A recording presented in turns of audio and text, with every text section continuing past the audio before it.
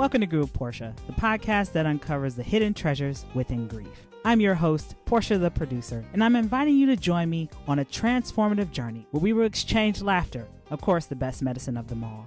Reflect on cherished memories. Remember that time that the little boy grabbed my hand instead of his mother's at the amusement park? Yikes. And of course, discover gratitude while navigating one of life's hardest challenges, loss. So get ready to grow with me, Portia the producer. Let's dive in.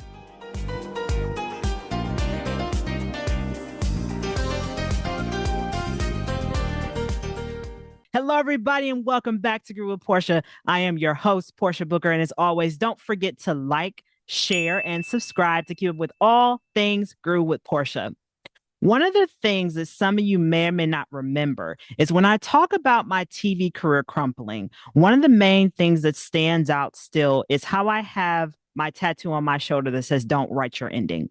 And I got that tattoo as a reminder to me that I'm the author of my own life and that I get to choose my own destiny. And how many of you out there today who have survived, whether it's been several attempts of suicide or one, how many of you have that reminder for yourself that you are the author of your life, that you get to control your own destiny, and that there's more to live for than the current seat of occupancy that you are in? Let that sink in. So today, everybody, I'm joined by an individual who is no stranger to this mental health crisis that we have in the world. He is a chaplain, a father, and also just an amazing individual that I've just happened to meet. So welcome to Grow with Portia, Chaplain Sy Alli. Chaplain, how are you today? I'm doing terrific, Portia. Thank you so much for having me. I've been looking forward to this for a long time. I appreciate you having me on. You and I both, especially right now where there is the big conversation around mental health, suicide, post-traumatic stress disorder. And what I know about you, Chaplain, is you've had your own suicide attempts in your life. You're also a veteran, so thank you for your service.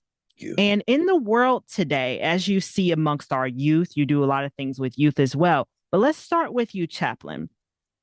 How did you find a way to separate that identity that comes along with mental health diagnoses, PTSD, suicide attempts? How did you find a way to either incorporate that identity into who you are today and also pay it forward to other people to let them know that, yes, this was a previous space where I was in my life, but I found a way today to honor who I was, where I was, and also pay it forward? You know, I had to come to grips with this. It wasn't easy. I got sober March 1st, 2020. I was living outside of Seattle. And Portia, I got a DUI and I got pulled over and I got arrested. And I told my friends that night, I said, I'm never drinking again. And I know they wanted to laugh because I was the proverbial life of the party. There wasn't a party that I didn't try to shut down or be the last person standing. So I definitely had my party days. And I do believe now that that was God telling me, look, I'm going to give you this one opportunity to get right. And I stopped drinking that night, March 1st, 2020. I picked up my mom's King James version of the Bible and I started reading. And I've never stopped. And it seemed like a whole lot of things happened. When I got sober, I gave my life to Jesus on St. Patrick's Day of all. And people who know me feel that that's so ironic that I would give my life to Jesus on St. Patty's Day when I would paint the town green wherever I was on previous St. Patty's Days. So I really had to come to grips with getting sober first and rediscovering who I am and then letting God really talk to me. Because when I tried to take my life, April 15th, 2018, in my office in Denver, I was able to walk out of that. And I didn't realize what was going on at the time. Now, when I walked out of my office, I never really had the urge to take my life again, but I was still depressed. I was still drinking. And that went on for another 5 years. And once I started writing, Portia, I was like, God was like, you got to start writing. And I'm like, writing, write what?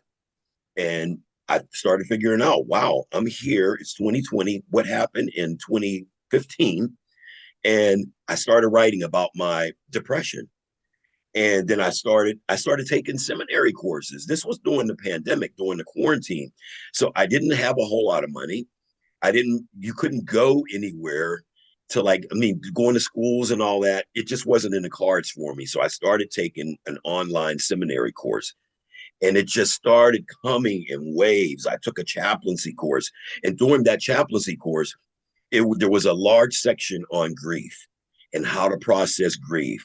And it went through the steps: denial, anger, bargaining, depression, acceptance. And I had to live my whole life over again and reevaluate what was going on with me. I realized when my dad died in 2005, my dad was like my best friend, Chaplain Sy Alli Jr. My dad was a basketball standout at Farrell, PA, little steel town just on the other side of the border from Youngstown, Ohio. So I was right on the border between PA and Youngstown. I started thinking, man, I never really knew how to grieve, Portia. When my dad died, I just kind of held things in. And then 4 years later, my father-in-law, Reverend Samuel Williams George, a great Presbyterian minister from Pittsburgh, passed away. So I had lost two of my guiding lights, say, so to speak. My two most influential male figures were gone within a span of 4 years. And I just plummeted. And then in 2014, I got divorced. I left New Albany, Ohio, and I went to Denver, and I became the first security executive in the cannabis space. And I was still depressed. So I didn't know how to process things until, I put that gun inside. I put that pistol, that Glock 19, inside my mouth with the intent to take my life. Once I started writing, everything became clear. I started talking about depression, and it was hard. It was hard to write the book because I had to open up myself to everybody. I had to just open up my soul and say, hey, look, I struggled. I struggled just crazy. I walked around in the darkness. I was too proud, Portia, to talk to anybody, and was like, look, I need help. So I hid it. And it was exhausting to hide my depression, to hide everything and act like I was a normal security executive. So yeah, when I started writing, everything started becoming clear to me that was God in my office, and he got me out of there, and he loved me more than I love myself. I know Mm, that now, that he mm. was like, man, I got plans for you. And then I started writing, I started speaking, I got ordained.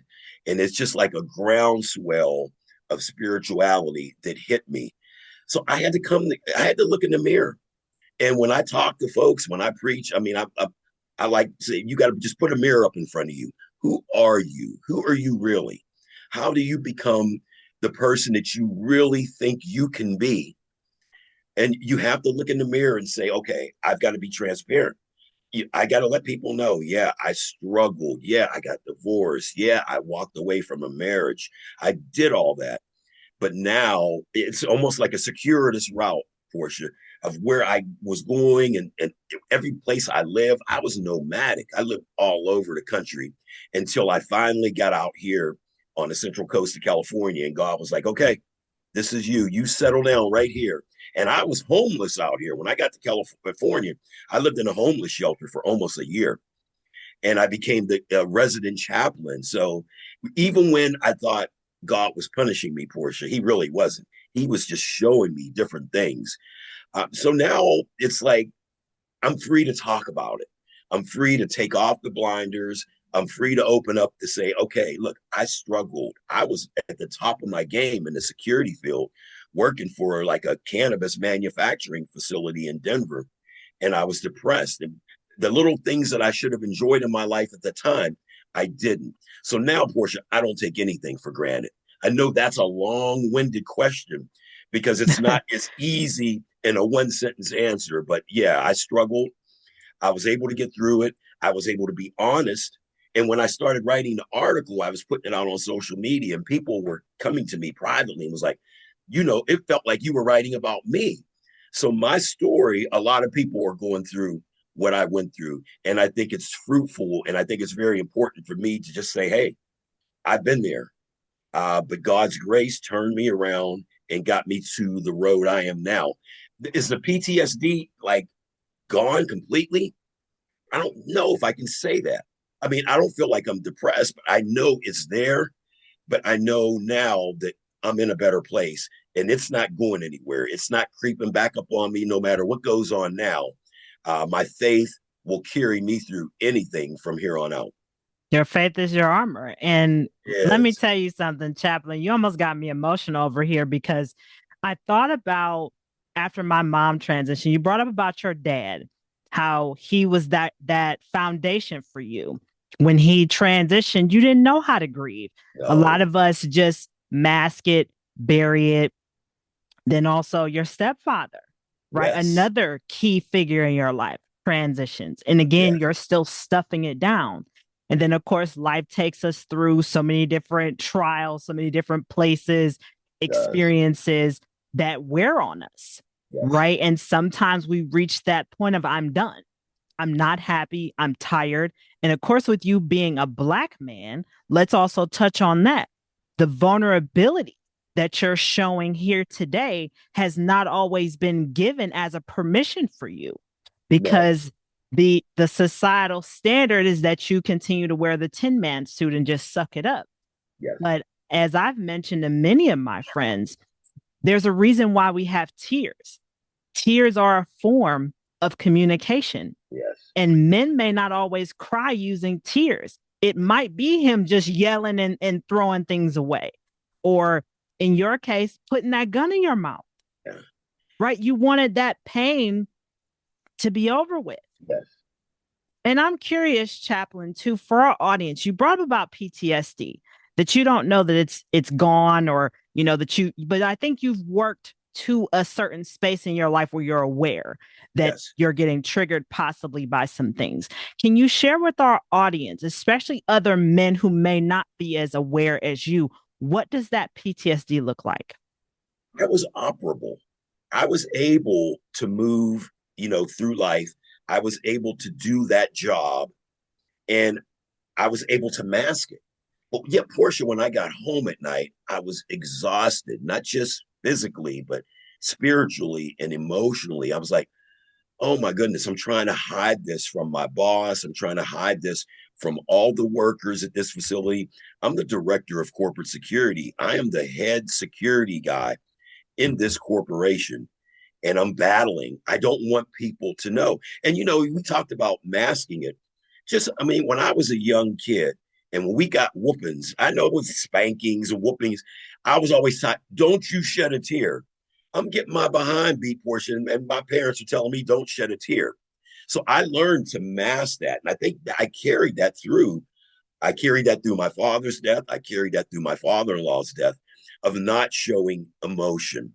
And I don't know if that's just a Black community. I think that could be any community, for kid growing up in the 60s and 70s where you told, like, don't you dare cry.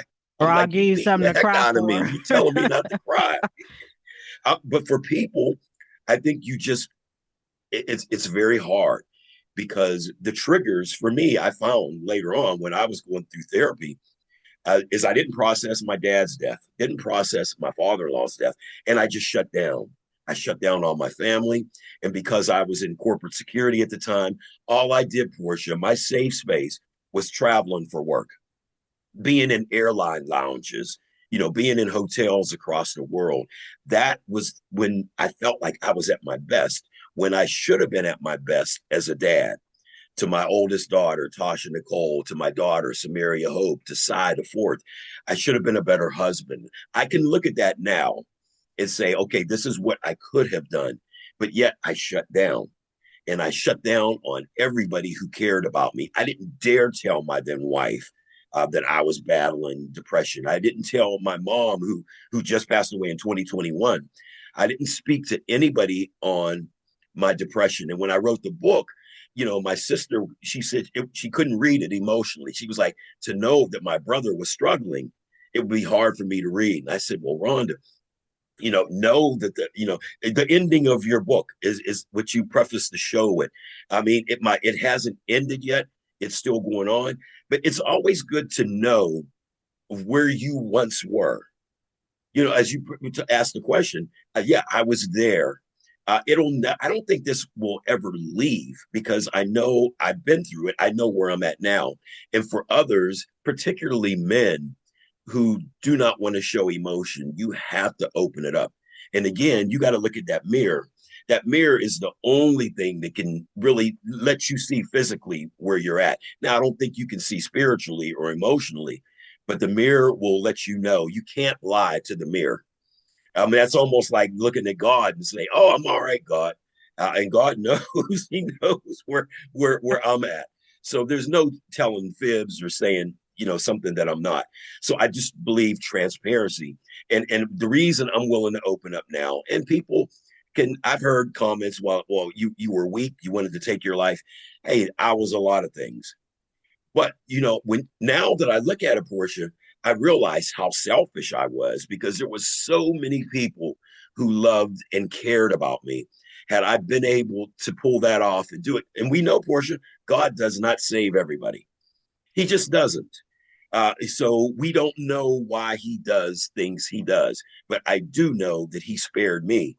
So I am charged with now going out and being impactful in people's lives, being in these schools. It almost feels like, Portia, when I'm in these schools, the kids can feel my spirit because kids are drawn to me. It's not just the physique because they look at me like, how old are you, coach? They want to know how old I am because they're like, look, he's got a great mustache.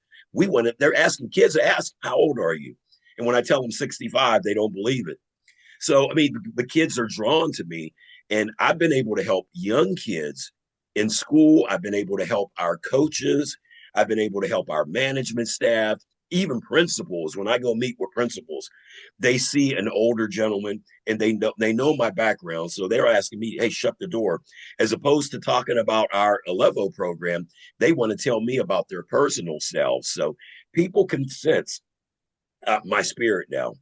And I think that's helps me communicate. It helps me talk to people who are hiding these things as well. So it's a charge. It's not easy because people don't want to talk about it. But yet when you open up and tell them about you, it gives them some comfortability.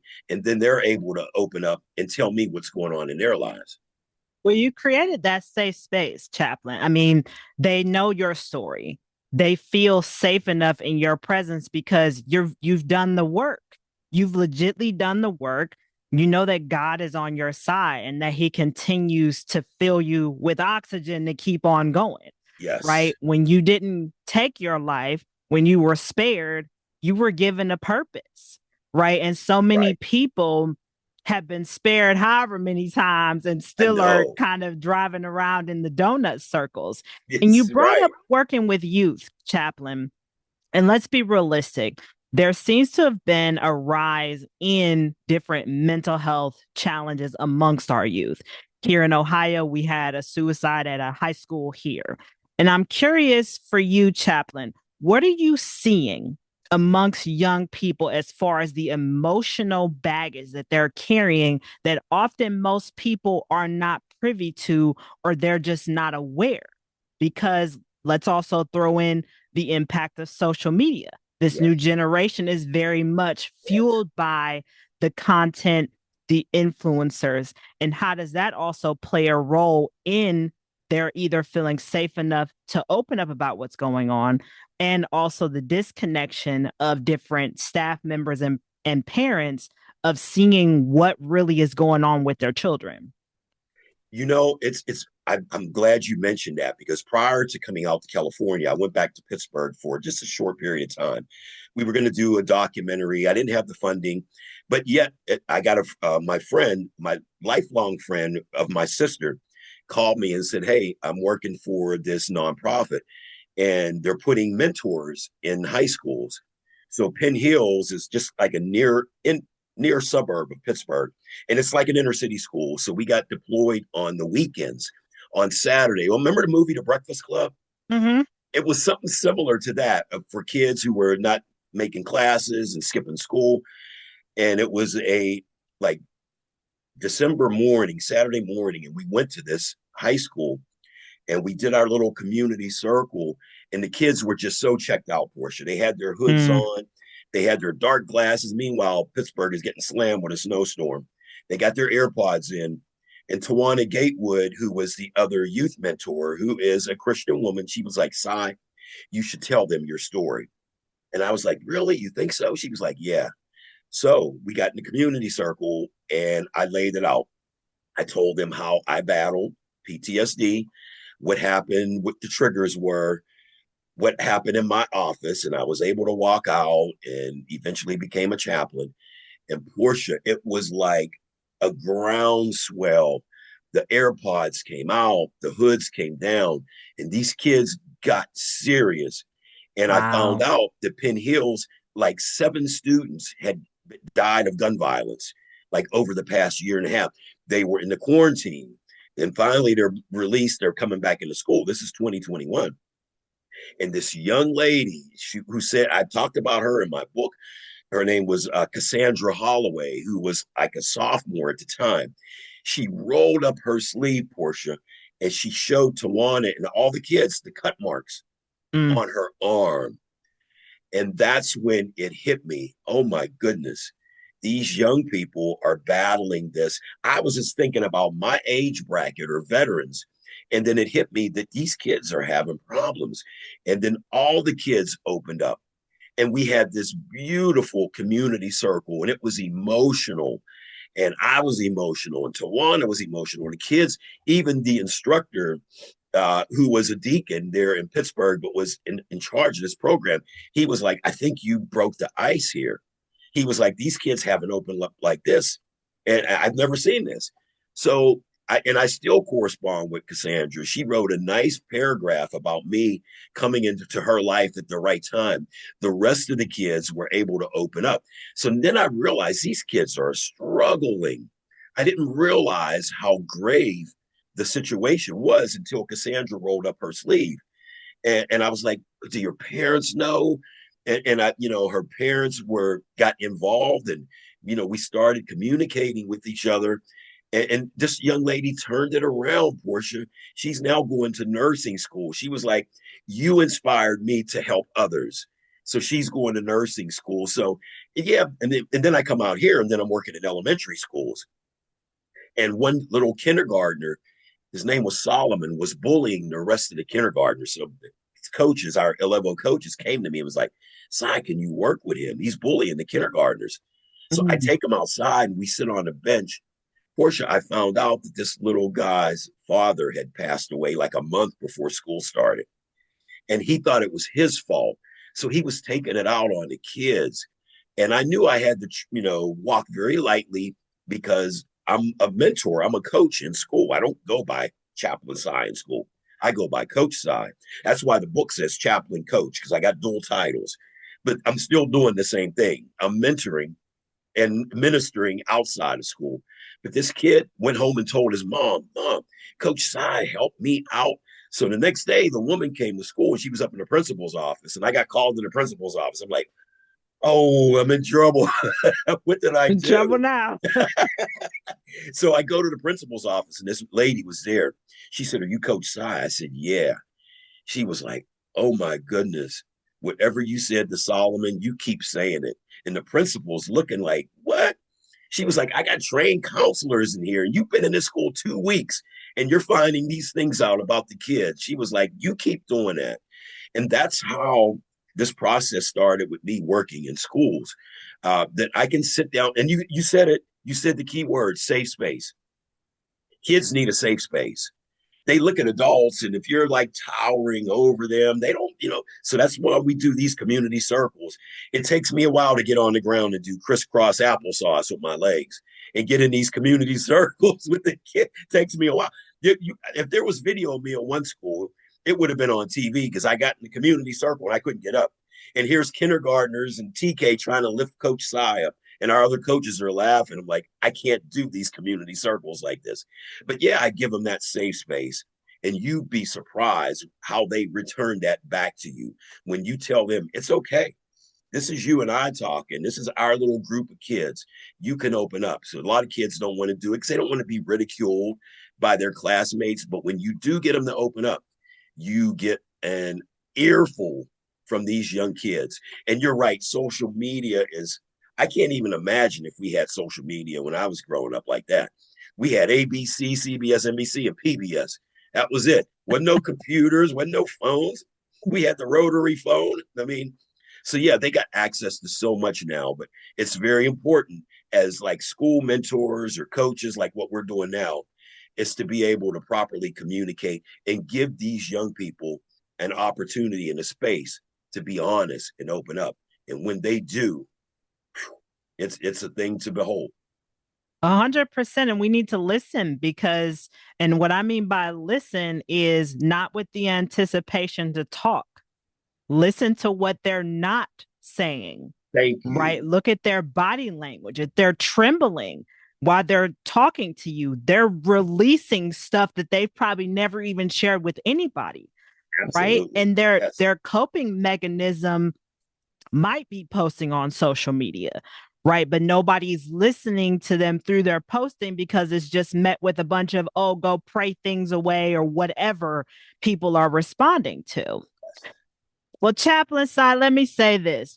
We may have to do a part two because there's so many people right now that I know are going to resonate with your story, with how you've come from this space of being PTSD written to being this positive light, not only in other adults, but our youth today.